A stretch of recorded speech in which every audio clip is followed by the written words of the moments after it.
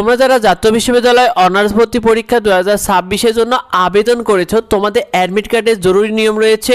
তোমাদের এই বিষয়টা জানা সবার জন্য খুবই জরুরি। তুমি যদি ভুল করো শিক্ষার্থীরা, এমনও হতে পারে তোমার অ্যাডমিট কার্ডটা নাও আসতে পারে। সেক্ষেত্রে তোমার অ্যাডমিট কার্ড না আসলে তুমি কিন্তু পরীক্ষা দিতে পারবে না।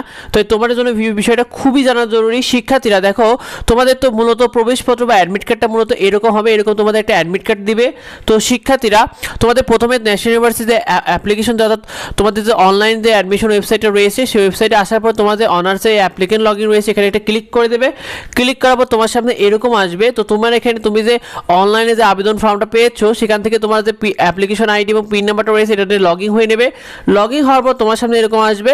তো তুমি এখানে যে ভিউ অ্যাপ্লিকেশন অপশন রয়েছে, শিক্ষার্থীরা ভিউ অ্যাপ্লিকেশন অপশনে ক্লিক করার পরে তোমাদের অনেকের সামনে এরকম প্রবেশপত্রের জন্য তোমাদের এরকম সাবমিটেড থাকবে শিক্ষার্থীরা, আর অনেকের তোমাদের এরকম রিসিভড অপশন থাকবে শিক্ষার্থীরা।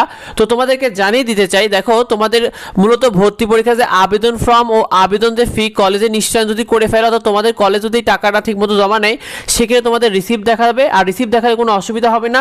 আর যাদের নিশ্চয়ন করবে না, তাদের কিন্তু এরকম সাবমিটেড দেখাবে শিক্ষার্থীরা। তো এক্ষেত্রে তোমাদের প্রাথমিক ভর্তির আবেদন ফর্মের সাথে তোমরা 1000 টাকা কলেজে জমা দিয়েছিলে শিক্ষার্থীরা।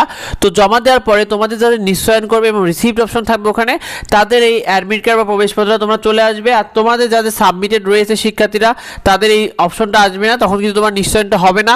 তোমরা এই বিষয়টি অবশ্যই খেয়াল করে দেখো তো তোমার রিসিপ্ট রয়েছে না সাবমিটেড রয়েছে। কমেন্টে আমাদেরকে জানিও। শিক্ষার্থীরা, তোমাদের অনার্স ভর্তি পরীক্ষা 2026-এ জাতীয় বিশ্ববিদ্যালয়ে তোমাদের অনার্স ভর্তি পরীক্ষার যে অ্যাডমিট কার্ড, তোমাদের পরীক্ষা শুরু কমপক্ষে 7 দিন আগে থেকে তোমরা ডাউনলোড করতে পারবে শিক্ষার্থীরা। তোমাদের অ্যাডমিট কার্ড দেওয়া মাত্র আমরা তোমাদেরকে সেটা ভিডিওর মাধ্যমে জানিয়ে দেবো।